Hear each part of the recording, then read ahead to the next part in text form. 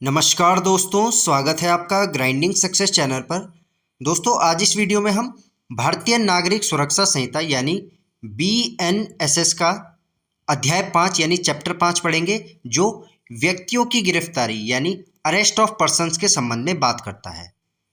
ठीक है दोस्तों, कल हमने इसी चैप्टर की धारा 35 को विस्तार से पढ़ा था। जो भी उसमें पॉइंट्स है उन सबको कवर किया था। आज इसके आगे की धाराओं को हम पढ़ेंगे।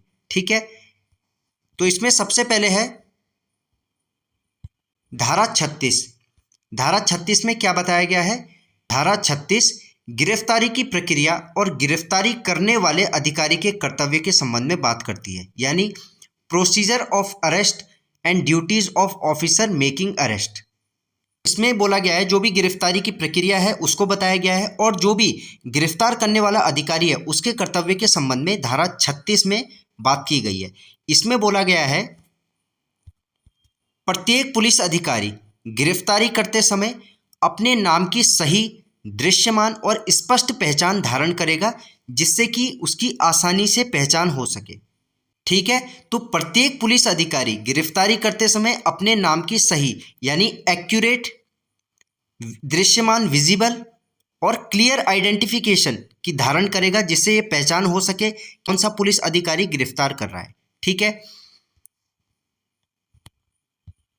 नेक्स्ट है इसमें गिरफ्तारी का एक ज्ञापन तैयार करेगा। तो जो पुलिस अधिकारी है वह गिरफ्तारी करते समय गिरफ्तारी का एक ज्ञापन जारी करेगा, जिसे बोलते हैं दोस्तों अरेस्ट मेमो। अरेस्ट मेमो जारी करेगा जो कम से कम एक साक्षी द्वारा अनुप्रमाणित किया जाए, जो गिरफ्तार किए गए व्यक्ति के कुटुंब का सदस्य है या उस परिक्षेत्र का जहां गिरफ्तारी की गई है वहां का प्रतिष्ठित सदस्य है। ठीक है, तो इसमें बोला गया है प्रत्येक पुलिस अधिकारी गिरफ्तारी करते समय गिरफ्तारी का एक ज्ञापन जारी करेगा यानी अरेस्ट मेमो जारी करेगा।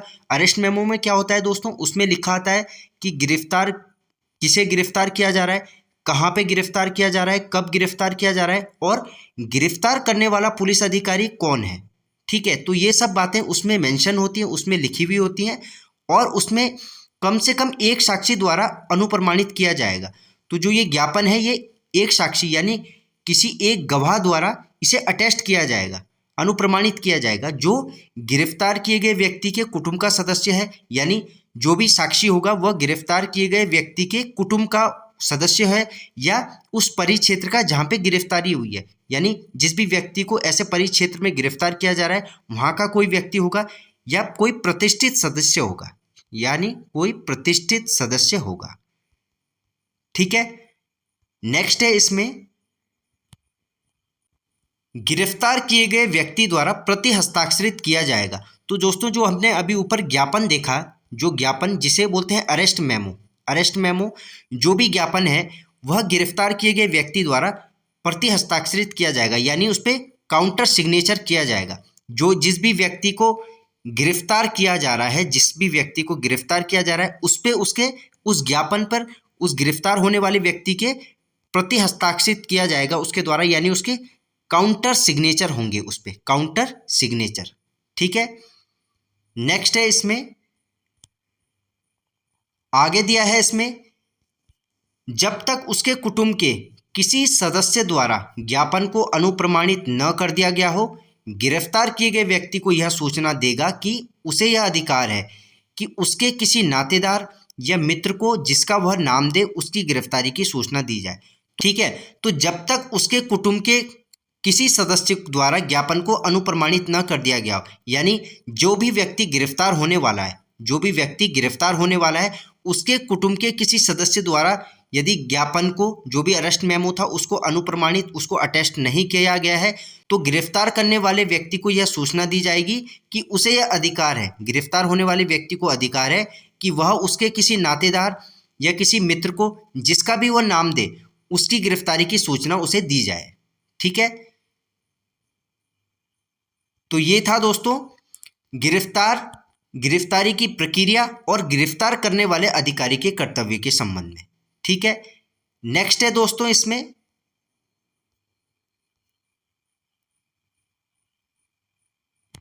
नेक्स्ट है धारा 37। धारा 37 पदाविहित पुलिस अधिकारी यानी डेजिग्नेटेड पुलिस ऑफिसर के संबंध में बात करती है। धारा 37 इसमें क्या बोला गया है, राज्य सरकार प्रत्येक जिला तथा राज्य स्तर पर एक पुलिस नियंत्रण कक्ष की स्थापना करेगी। तो जो राज्य सरकार है, जो स्टेट गवर्नमेंट है, वे प्रत्येक जिला या राज्य स्तर पर एक पुलिस नियंत्रण कक्ष की स्थापना करेगी और प्रत्येक जिले और हर पुलिस थाने में एक जिम्मेदार पुलिस अधिकारी पदाभिहित करेगी। यानी प्रत्येक जिले में और हर पुलिस थाने में, हर पुलिस स्टेशन में एक जिम्मेदार पुलिस अधिकारी पदाभिहित करेगी, यानी एक जिम्मेदार पुलिस अधिकारी डेजिग्नेट करेगी। ठीक है, जो कम से कम सहायक उप निरीक्षक यानी एएसआई, असिस्टेंट सब इंस्पेक्टर स्तर का होगा। तो जिस भी पुलिस अधिकारी को पदाभिहित किया जाएगा यानी डेजिग्नेट किया जाएगा, वह सहायक उप निरीक्षक यानी ASI, assistant sub inspector rank का होगा। ठीक है, उसका काम होगा गिरफ्तार किए गए लोगों के नाम, उनके पता और उन पर लगे आरोप, कौन सा अपराध, इन सब की जानकारी रिकॉर्ड में रखना और इस जानकारी को पुलिस थाने में या जिला मुख्यालय में खुले तौर पर प्रदर्शित करना यानी डिस्प्ले करना, जिसमें डिजिटल ढंग भी शामिल होगा। ठीक है, तो प्रत्येक जिले और हर पुलिस थाने में एक जिम्मेदार पुलिस अधिकारी पदाभिहित करेगी। राज्य सरकार जो है प्रत्येक जिले में और हर पुलिस थाने में एक जिम्मेदार पुलिस अधिकारी पदाभिहित करेगी यानी डेजिग्नेट करेगी, जो कम से कम किस रैंक का होगा, सहायक उप निरीक्षक यानी ASI, assistant sub inspector rank का होगा। उसका काम होगा कि गिरफ्तार किए गए लोगों के नाम, उनके पता और उन पे जो आरोप लगे हैं कि कौन सा अपराध इन्होंने किया है, तो इन सब की जानकारी वह रिकॉर्ड में रखेगा और इस जानकारी को पुलिस थाने में या जिला मुख्यालय में खुले तौर पर प्रदर्शित करेगा यानी उसे डिस्प्ले करेगा, और जिसमें डिजिटल ढंग भी शामिल है यानी डिजिटली भी वो शो होगी। ठीक है, तो ये है दोस्तों पदाभिहित पुलिस अधिकारी यानी डेजिग्नेटेड पुलिस ऑफिसर, जिसे बीएनएसएस की धारा 37 के अंतर्गत बताया गया है। नेक्स्ट है धारा 38। धारा 38 में क्या बताया गया है, धारा 38 गिरफ्तार किए गए व्यक्ति का पूछताछ के दौरान अपनी पसंद के अधिवक्ता से मिलने का अधिकार, यानी right of arrested person to meet an advocate of his choice during interrogation. तो गिरफ्तार किए गए व्यक्ति का पूछताछ के दौरान अपनी पसंद के अधिवक्ता से मिलने के अधिकार के संबंध में बात की गई है बीएनएसएस की धारा 38 में।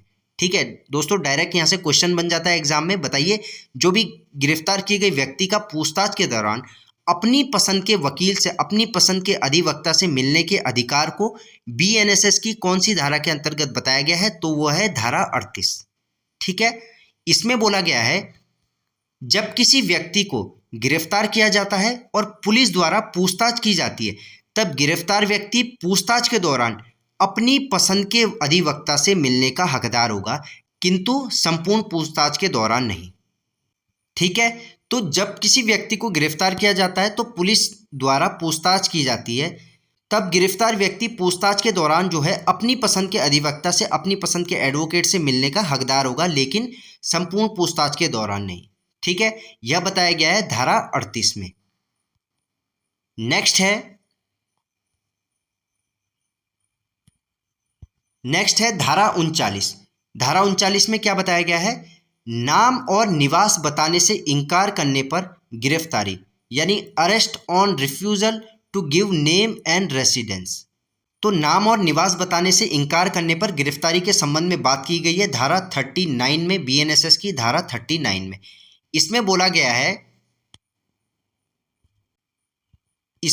गया है जब कोई व्यक्ति जिसने पुलिस अधिकारी की उपस्थिति में असंज्ञेय अपराध किया है या जिस पर पुलिस अधिकारी की उपस्थिति में असंज्ञेय अपराध करने का अभियोग लगाया गया है, उस अधिकारी की मांग पर अपना नाम और निवास बताने से इनकार करता है या ऐसा नाम या निवास बताता है जिसके बारे में उस अधिकारी को यह विश्वास करने का कारण है कि वह मिथ्या है, वह झूठ है, तब वह ऐसे अधिकारी द्वारा इसलिए गिरफ्तार किया जा सकता है कि उसका नाम और निवास अभी निश्चित किया जा सके। ठीक है, तो इसमें बोला गया है जब कोई व्यक्ति जिसने पुलिस अधिकारी की उपस्थिति में असंज्ञेय अपराध किया है, यानी नॉन कॉग्निजिबल ऑफेंस किया है, या जिस पर पुलिस अधिकारी की उपस्थिति में असंज्ञेय अपराध करने का अभियोग लगाया है, यानी असंज्ञेय अपराध करने का उस पर अभियोग लगाया, उस पर आरोप लगा है, और उस अधिकारी की मांग पर वह अपना नाम और निवास बताने से इनकार करता है। न तो वो अपना नाम बता रहा है, न वो अपना रेजिडेंस बता रहा है कि वो कहाँ रहता है, इस बात से वो इनकार कर रहा है, या ऐसे नाम या निवास बताता है जिसके बारे में उस अधिकारी को यह विश्वास करने का कारण है कि वह मिथ्या है। यानी यदि वह ऐसा नाम बता रहा है, ऐसा अपना निवास बता रहा है, यानी अपना ऐसा रेजिडेंस बता रहा है जिसके बारे में पुलिस अधिकारी को यह विश्वास करने का कारण है कि वह मिथ्या है, वह झूठ है, तब वह ऐसे अधिकारी द्वारा इसलिए गिरफ्तार किया जा सकता है कि उसका नाम और जो निवास स्थान है वह अभी निश्चित किया जा सके, जिससे उसका नाम क्या है और उसका निवास क्या है, उसका रेजिडेंस क्या है,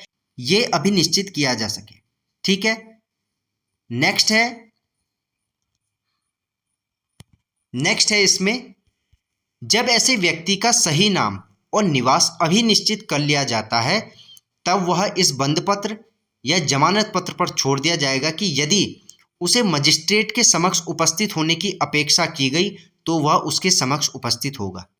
ठीक है, तो जब भी ऐसे व्यक्ति का सही नाम और निवास जो है पता कर लिया जाता है तब वह इस बंद पत्र पर यानी बॉन्ड या बेल बॉन्ड पर छोड़ दिया जाएगा कि यदि उसे मजिस्ट्रेट के सामने उपस्थित होने की उससे अपेक्षा की गई, यानी उसे मजिस्ट्रेट के सामने उपस्थित होने के लिए कहा गया है तो वह उसके समक्ष उपस्थित होगा, मजिस्ट्रेट के समक्ष उपस्थित होगा, उसे बॉन्ड पे या बेल बॉन्ड पर छोड़ दिया जाएगा। परंतु यदि ऐसा व्यक्ति भारत में निवासी नहीं है तो वह जमानत पत्र भारत में निवासी प्रतिभू यानी श्योरिटी या प्रतिभुओं द्वारा प्रतिभूत किया जाएगा। ठीक है, तो यदि ऐसा व्यक्ति जो भारत में निवासी नहीं है तो वह जमानत पत्र भारत में निवासी प्रतिभू, तो जो भारत में व्यक्ति रह रहा है उसे श्योरिटी बनाएगा, उसे प्रतिभू बनाएगा या प्रतिभुओं द्वारा प्रतिभूत किया जाएगा। ठीक है, नेक्स्ट है यदि गिरफ्तारी के समय 24 घंटों के भीतर ऐसे व्यक्ति का सही नाम और निवास अभी निश्चित नहीं किया जाता या वह बंद पत्र या यदि जमानत पत्र निष्पादित करने में या यदि ऐसी अपेक्षा की जाए पर्याप्त प्रतिभू यानी श्योरिटीज देने में असफल रहता है तो वह अधिकारिता रखने वाले निकटतम मजिस्ट्रेट के पास तत्काल भेज दिया जाएगा।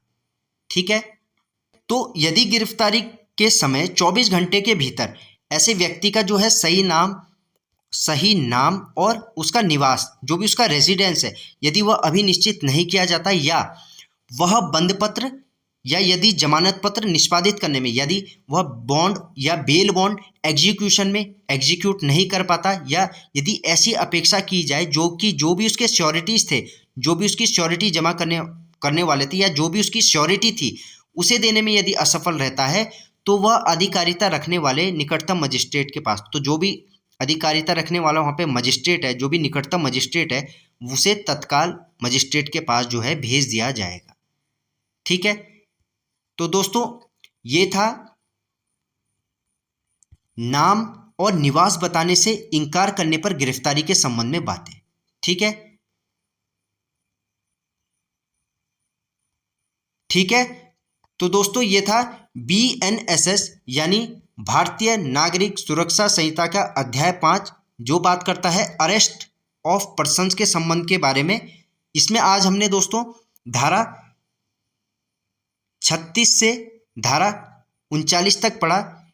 इसकी दोस्तों नेक्स्ट धाराओं को हम नेक्स्ट वीडियो में कवर करेंगे। मिलते हैं आपसे दोस्तों नेक्स्ट वीडियो में। धन्यवाद।